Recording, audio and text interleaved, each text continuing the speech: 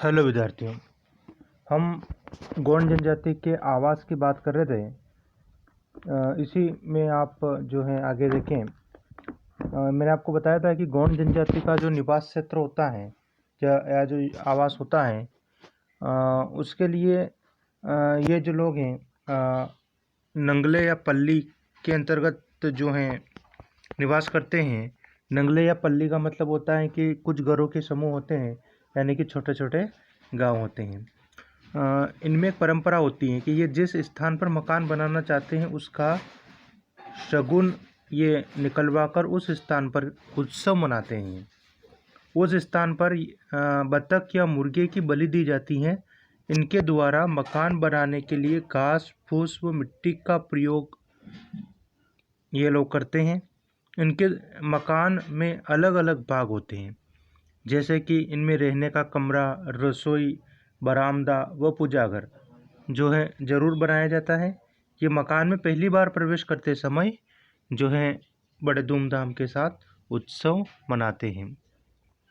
अगर आवास आपसे पूछा जाता है गौंड जनजाति का, तो आपको विशेष ध्यान रखना है कि ये नंगले या पल्ली यानी कि छोटे छोटे गाँवों में ये लोग निवास करते हैं।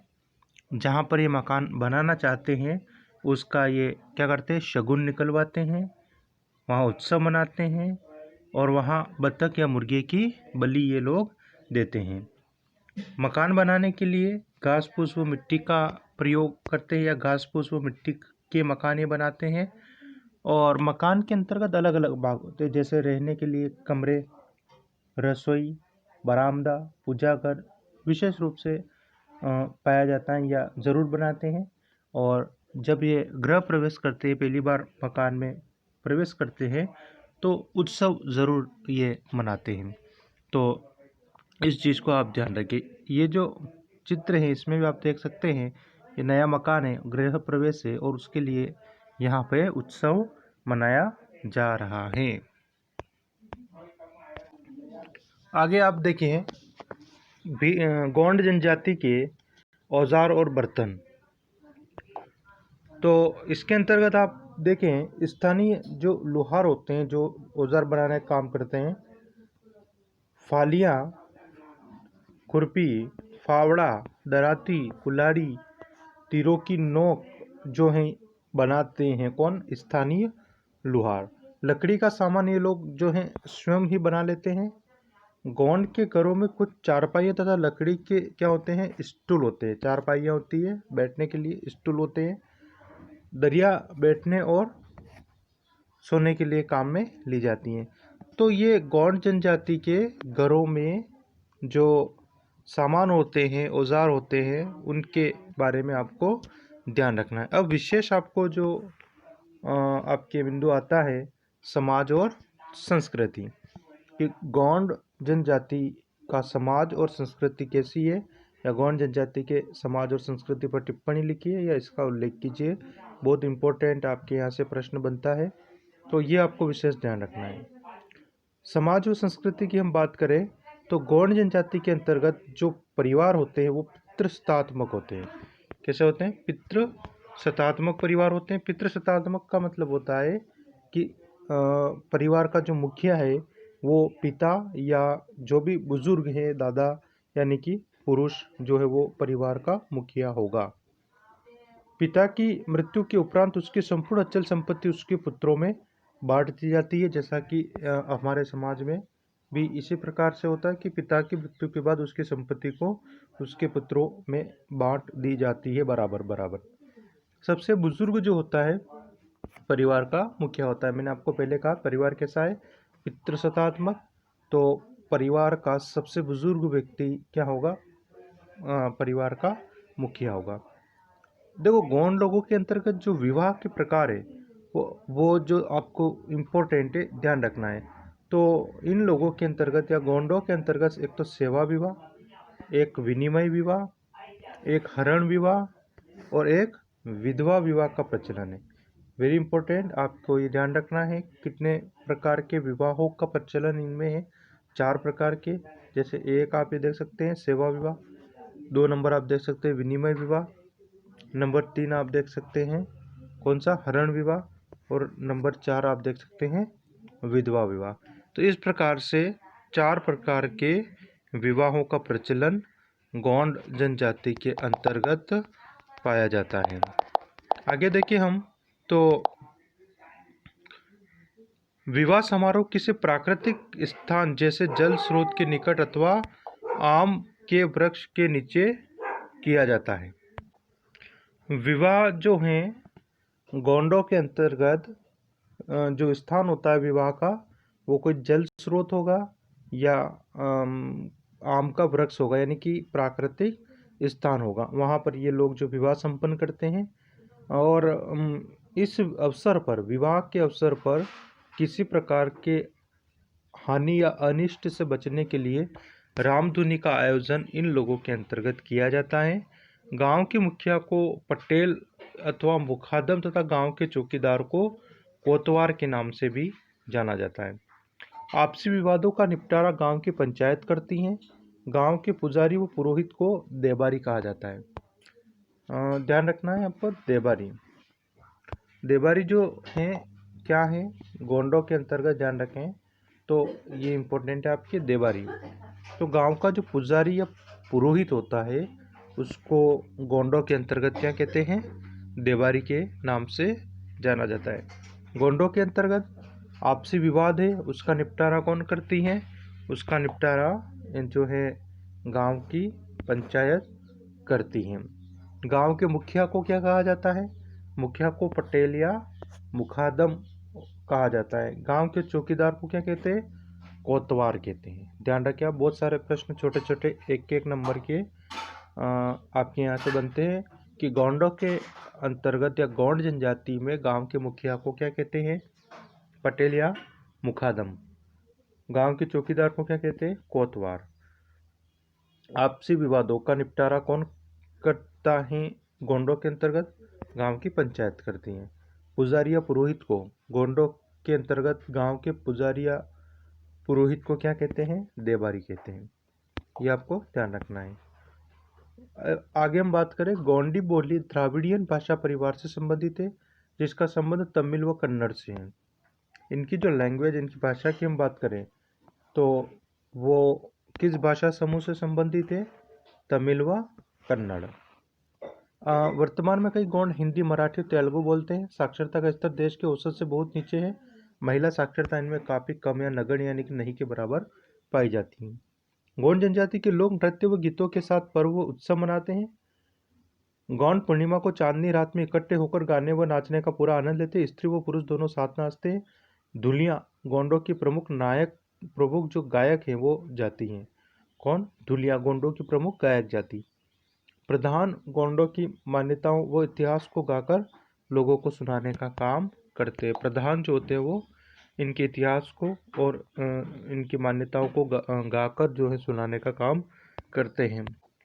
इनमें प्रधान जो होते हैं उनकी कथा के अनुसार जब गोंड के भगवान ने जन्म लिया तो उनकी माँ ने उन्हें बेसहारा छोड़ दिया।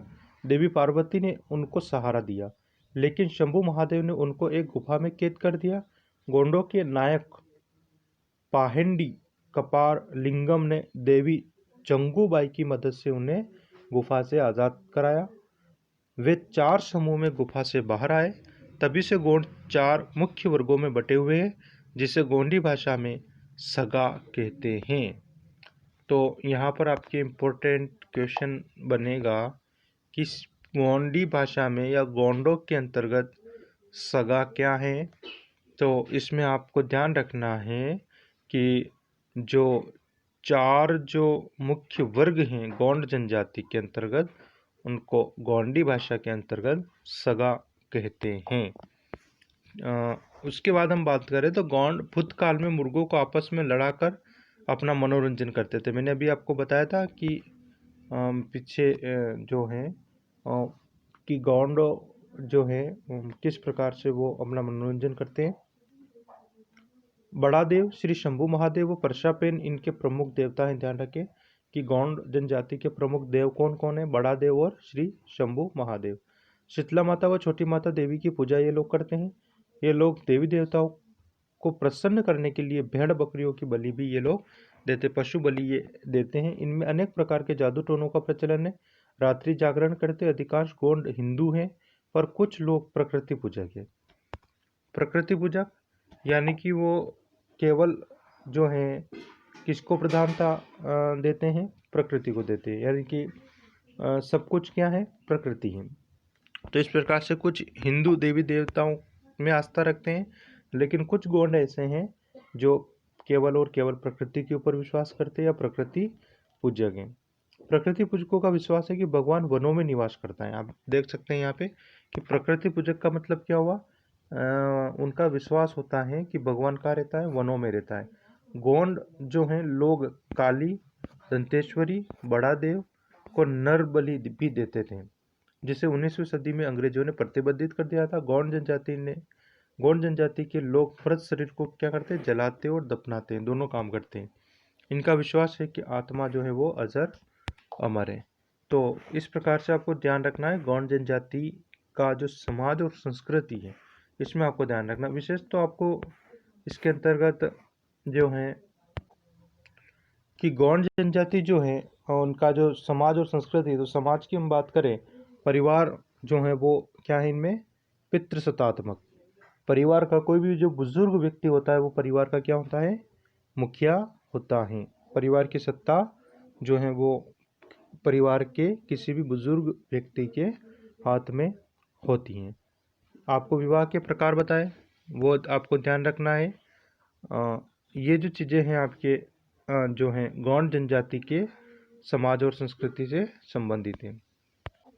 गौंड जनजाति का आधुनिक संस्कृति से संपर्क की हम बात करें तो वर्तमान समय के अंतर्गत जो गौंड लोग जो हैं उनके आवास जो क्षेत्र है, ये लोग जो हैं जंगलों से और पहाड़ी क्षेत्रों से निकलकर जो औद्योगिक जो क्षेत्र हैं या जो निर्माण क्षेत्र हैं, वे निर्माण के क्षेत्र हैं, औद्योगिक क्षेत्र हैं, उनके आसपास जो हैं ये लोग अपनी बस्तियां बना लेते हैं और उन क्षेत्रों के अंतर्गत ये श्रमिकों के रूप में काम करने लगे हैं।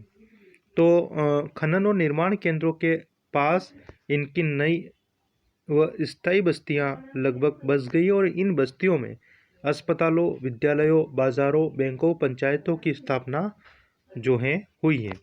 सड़क व रेल मार्गों के जाल से गौंड जनजाति के लोगों का संपर्क शहरों से बढ़ा है। जीवन शैली में तेजी से बदलाव इन लोगों के अंतर्गत आ रहा है।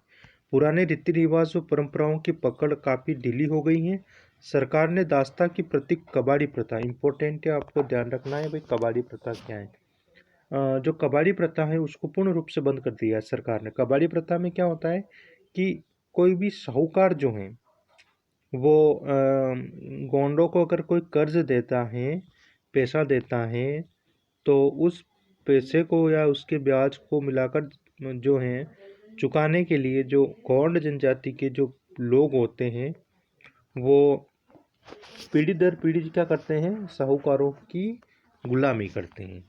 तो ऐसी प्रथा को गोंडों के अंतर्गत कबाड़ी प्रथा कहा जाता है। जैसे किसी साहूकार से किसी गोंड ने अपने किसी काम के लिए पैसा लिया है, कर्ज लिया है, अगर वो उस कर्ज को नहीं चुका पाता है तो फिर उसको क्या करना पड़ेगा, उस साहूकारों के यहाँ काम करना पड़ेगा गुलामों की तरह।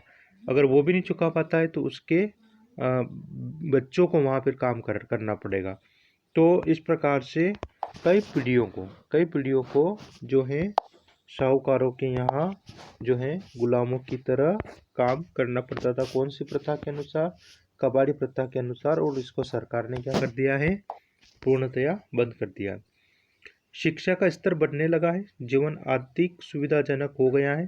गौंड जनजाति अनुसूचित जनजाति में शामिल होने के कारण इन्हें सरकार से कई सुविधाओं का लाभ जो है मिल रहा है और इन्हीं सुविधाओं के कारण ये लोग जो है अपने जीवन स्तर को बढ़ा रहे हैं या आधुनिक समाज के संपर्क में, आधुनिक समाज के बराबर जो है ये आगे बढ़ रहे हैं।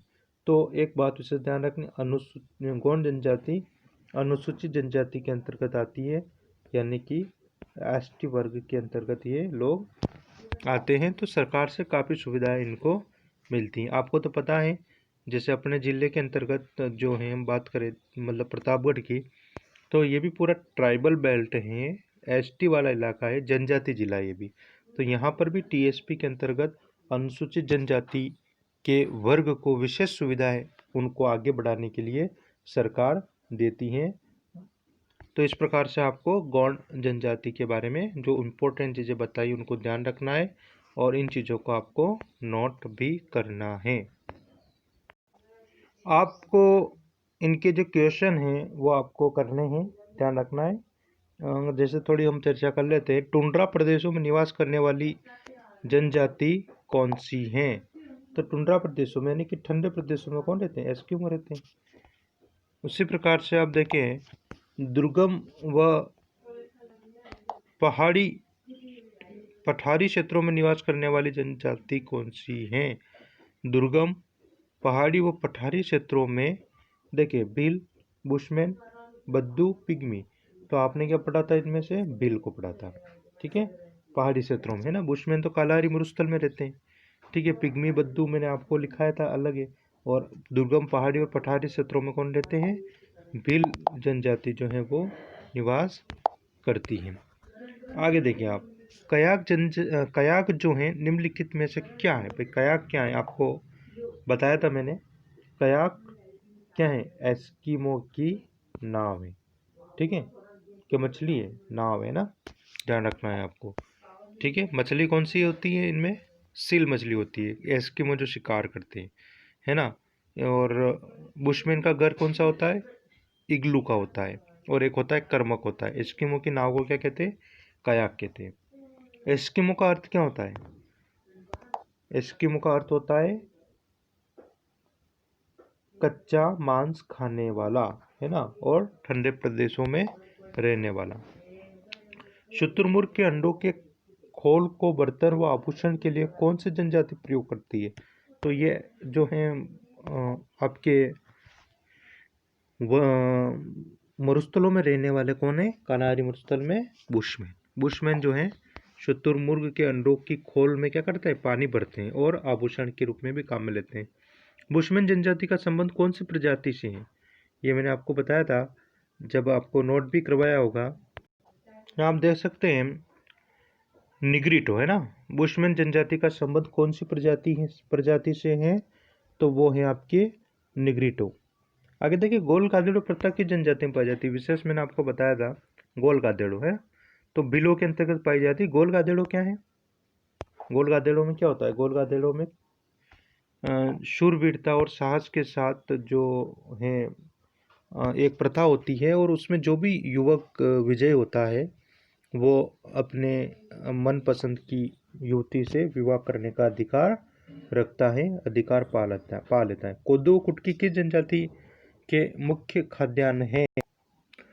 आपको इस चैप्टर के जो सारे क्वेश्चन हैं वो आपको आपके नोटबुक में करने हैं। 23 क्वेश्चन इसके अंतर्गत आपको दे रखे हैं। इनके क्वेश्चन और आंसर आपको नोटबुक में करने हैं। धन्यवाद।